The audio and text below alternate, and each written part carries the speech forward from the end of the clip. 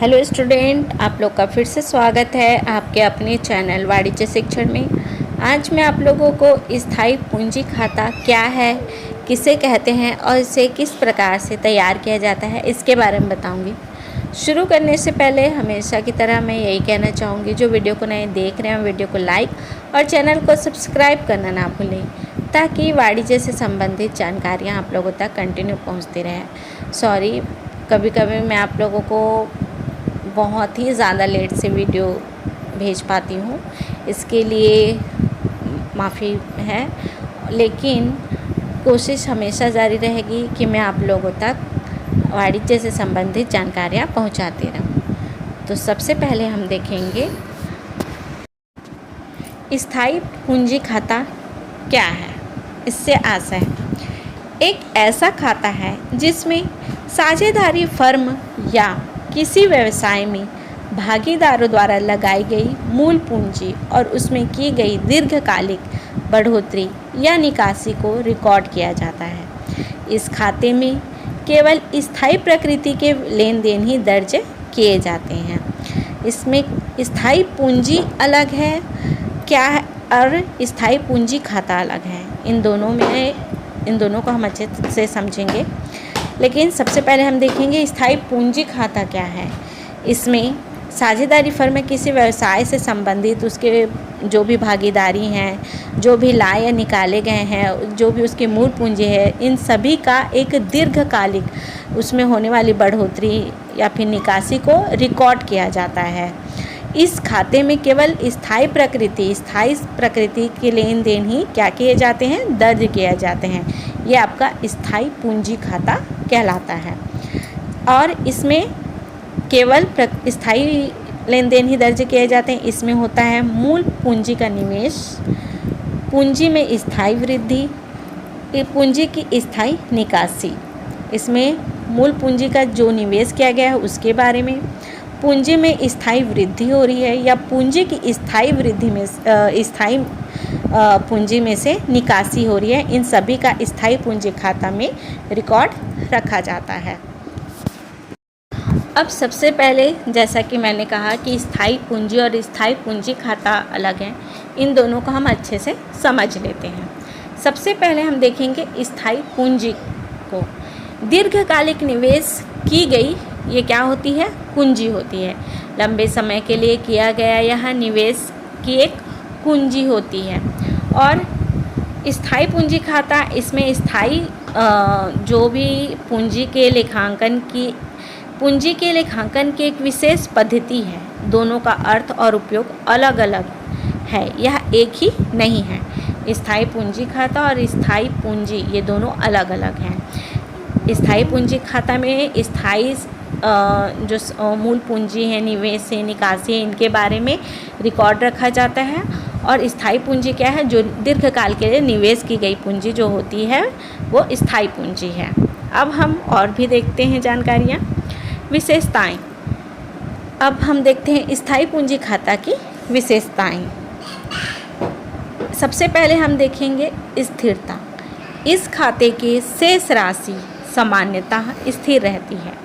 केवल पूंजी में स्थायी बदलाव, जोड़ या निकासी होने पर ही इसमें परिवर्तन होता है। इसमें स्थिरता इसलिए कहा गया है कि इस खाते की जो शेष राशि रहती है वो क्या होती है, सामान्यतः स्थिर रहती है। बस इसमें और इस पूंजी में और अगर लाया जाता है, इस पूंजी में मिलाया जाता है, जोड़ा जाता है या उस पूंजी में से निकाला जाता है तो ही इसमें कोई परिवर्तन होता है।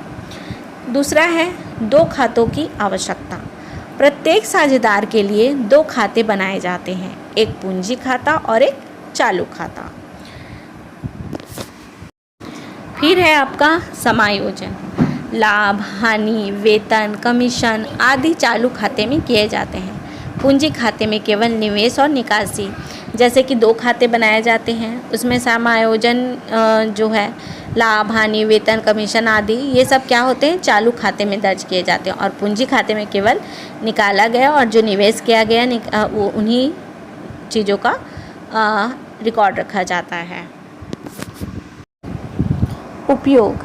दीर्घकालिक परिसंपत्तियों के निवेश के लिए पूंजी का प्रबंधन, इसमें क्या है उपयोग, जो दीर्घकालिक परिसंपत्ति हैं उसके निवेश के लिए पूंजी का प्रबंधन किया जाता है।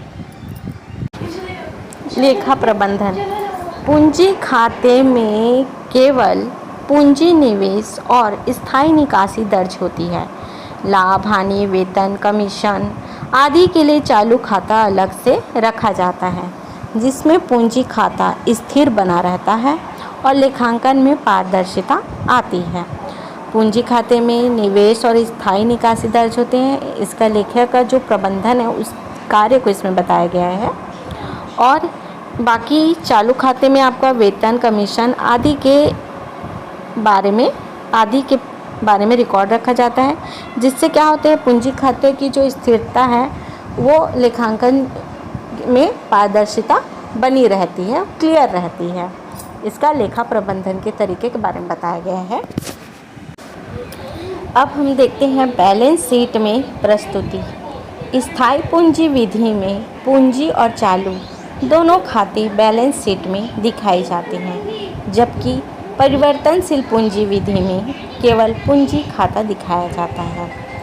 बैलेंस शीट में क्या कहा जा रहा है कि स्थायी पूंजी विधि में पूंजी और चालू दोनों खाते को बैलेंस शीट में दिखाया जाता है, लेकिन जबकि परिवर्तनशील पूंजी विधि में केवल पूंजी खाते को ही दिखाया जाता है।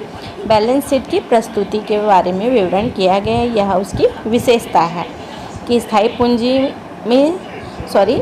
पूंजी विधि में पूंजी और चालू खाते दोनों सेम रहते हैं, जो दोनों में एंट्री होती है, जबकि परिवर्तनशील विधि में सिर्फ केवल पूंजी खाता को ही दिखाया जाता है। अब हम उद्देश्य को देखते हैं।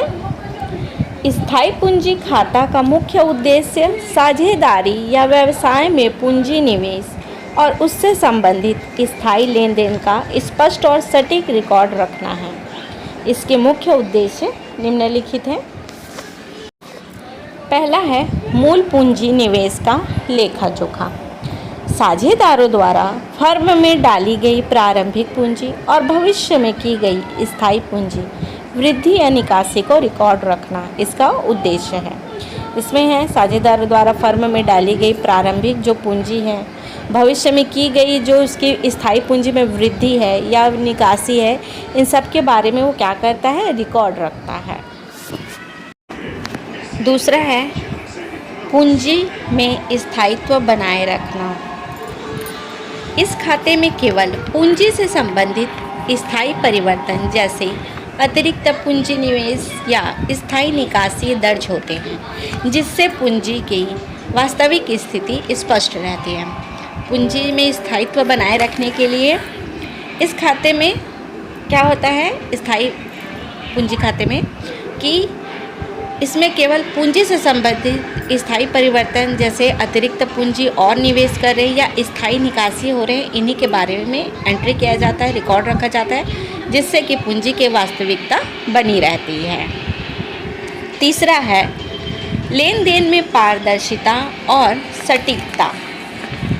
साझेदारों के बीच पारदर्शिता बनाए रखना और पूंजी निवेश या निकासी तथा अन्य स्थायी लेन देन को अलग से दिखाना, जिस किसी भी समय पूंजी की स्थिति स्पष्ट रूप से जानी जा सकती है। इसमें भी पारदर्शिता और सटीकता, इसमें वही कहा जा रहा है कि साझेदारों के बीच पारदर्शिता बनाए अगर रखना है तो पूंजी निवेश या निकासी को तथा अन्य स्थायी लेन देन को अलग से दिखाना चाहिए, जिससे किसी भी समय पूंजी की स्थिति को स्पष्ट रूप से दिखाया जा सके, जाना जा सके। चौथा है अस्थायी या फिर चालू लेन देन से पृथक्करण। लाभ, हानि, वेतन, ब्याज, कमीशन आदि जैसे अस्थायी जो भी हैं समायोजन अलग चालू खाते में दर्ज किए जाते हैं, जिससे स्थायी पूंजी खाता केवल स्थायी पूंजी परिवर्तनों के लिए प्रयुक्त होता है। चालू खाते में इन चालू वेतन, लाभ, हानि, कमीशन इन चालू समायोजनों को ही दर्ज किया जाता है, जिससे कि स्थायी पूंजी में केवल स्थायी परिवर्तनों को ही प्रयुक्त किया जाता है, जिससे कि हर चीज़ स्पष्ट और क्लियर रूप से समझी जा सके। अब है पांचवा बैलेंस शीट में स्पष्ट प्रस्तुति। बैलेंस शीट में पूंजी और चालू खाते को अलग अलग दिखाया जाता है। जिससे फर्म की वित्तीय स्थिति का सही आकलन किया जा सके। बैलेंस शीट में चिट्ठे में पूंजी और चालू खाते को अलग अलग दिखाया जाता है, जिससे फर्म की वित्तीय स्थिति का सही आकलन किया जा सके। तो ये था स्थायी पूंजी के उद्देश्य। तो स्थायी पूंजी और स्थायी पूंजी खाता ये दोनों अलग अलग होते हैं, और आज हम लोगों ने स्थायी पूंजी क्या है, उसकी विशेषताएं और उद्देश्य के बारे में जाना है। अब देखते हैं सारांश है कि स्थायी पूंजी खाता का उद्देश्य साझेदारी या व्यवसाय में पूंजी निवेश और उससे संबंधित स्थायी परिवर्तनों का अलग और स्पष्ट लेखा जोखा रखना है, पारदर्शिता बनाए रखना है और बैलेंस शीट में पूंजी की सटीक स्थिति दर्शाना है। तो इसी तरह से और भी वाणिज्य से संबंधित जानकारियाँ प्राप्त करने के लिए वीडियो को लाइक और चैनल को सब्सक्राइब करना ना भूलें, ताकि वाणिज्य से संबंधित जानकारियाँ आप लोगों तक कंटिन्यू पहुँचती रहें। Thank you.